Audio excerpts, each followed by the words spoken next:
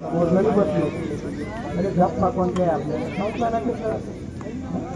म्हणून ते फार्माला कसे गप्पा मारतो गप्पा आमच्या शास्त्री माणसाला अरे बाबा हा मिळणारा वेळ आपल्याला मिळाला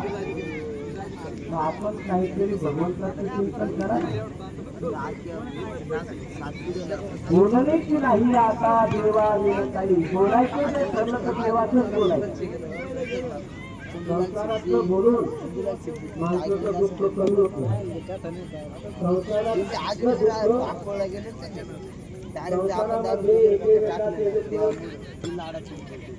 महाराज म्हणतात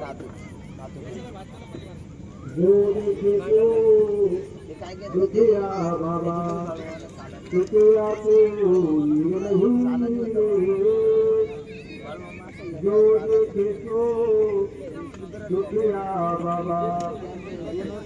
राजा दुःखी आहे प्रजा दुःखी आहे जंगम दुःखी आहे साधू दुःखी आहे हे जगामध्ये सुखी कोण असेल सुख एक हे काही रूप आणि संताच्या सुख जर पाहिजे असेल तर संताची सेवा करा आणि संताची सेवा केल्यानंतर नक्कीच सुख मिळाल्याशिवाय राहत नाही तुकाराम महाराज म्हणतात तुका म्हणे तुका काय मुले पाहिजे असेल तर संताच्या दरबाराच्या नक्की सुख मिळाल्याशिवाय राहत नाही मग ते तू संधी असेल काय असेल म्हणून मी सांगत राहतो की माणसाची म्हातारी अवस्था झाली की अशी अवस्था होती की शिपायाने त्या चालले पुढे चाललं मला विचार हे काय आहे हे प्रेत आहे त्यांना चौघांना खाजर घेऊन का चालले हे त्या ठिकाणी त्याचा प्राण निघून गेलेला आहे म्हणून ते प्रेत या ठिकाणी आहे म्हणून तेही पाहिलं पुढे चालले पुढे चालता चालता त्यांना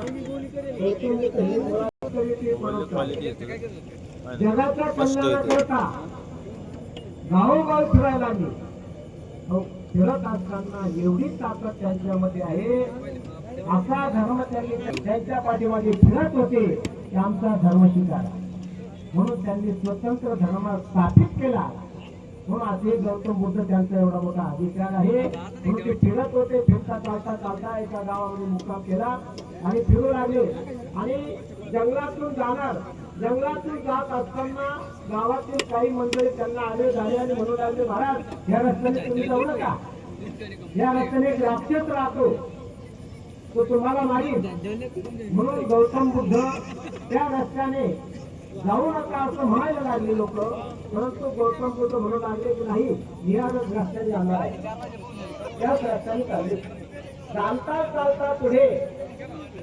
तो राक्षस त्या ठिकाणी राहत होता आणि त्या राक्षसाची आई एक पर्णपोटी बांधून त्या जंगलामध्ये राहत होती त्या पर्णपोटी समोरून गौतम बुद्ध चालले आणि जात असताना त्या ठिकाणी ती गौतम त्या राक्षसाची आई बाहेर आली आणि बाहेर आल्यानंतर गौतम बुद्धाला विनंती केली की महाराज तुम्ही या रस्त्याने जाऊ नका पुढे राक्षस आहे तो माझाच मुलगा आहे त्याने देवीला नवस केलेला आहे त्या देवीला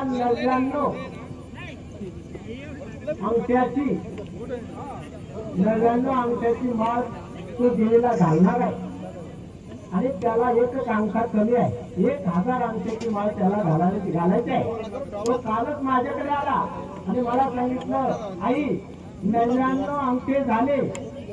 एकच अंगठा कमी आहे मला उद्या जर माणूस मिळाला नाही तर उद्या तुझ्या अंगठाने घेऊन जाईल आणि 1000 अंगठ्याची माळ त्याला घालणार आहे त्या म्हातारीने सांगितलं की त्याला आईची तो लोकांची काय करत म्हणून आईने सांगितलं बाबा तुम्ही या रस्त्याने जाऊ नका परंतु गौतम बुद्ध त्याच रस्त्याने गेले तो झोपलेला असताना त्या ठिकाणी गेले आणि गेल्यानंतर त्या आवाज दिला यापूर है संत हे झोपलेल्या माणसाला जागे तुझा जागे वारी राखा करा पंढरी नाथा बालचरणी देवा माता दुःख विवेका जन्माच्या झोपलेला माणूस गौतम बुद्धाने जागे केला आणि गौतम बुद्ध म्हणाले ह्या कोणी आहे खरोखरच असा जागे झाला आणि उठल्याबरोबर अशी फरची कुराड घेतली धावतच आला आणि धावत आल्यानंतर गौतम बुद्धाला म्हणू लागला खाली वाक. गौतम बुद्ध खाली वाकला आणि खाली वाकल्यानंतर त्या ठिकाणी गौतम बुद्धाने त्या दुष्ट माणसाच्या वृत्तीत फरक केला. जे खळाची व्यंकटी चांडो त्या सत्कर्मगती वाढो होता परस्परे पडो मैत्र देवाची. त्या दुष्ट माणसाच्या वृत्तीमध्ये सात्विक वृत्ती तयार झाली आणि तो म्हणू लागला की खाली वाक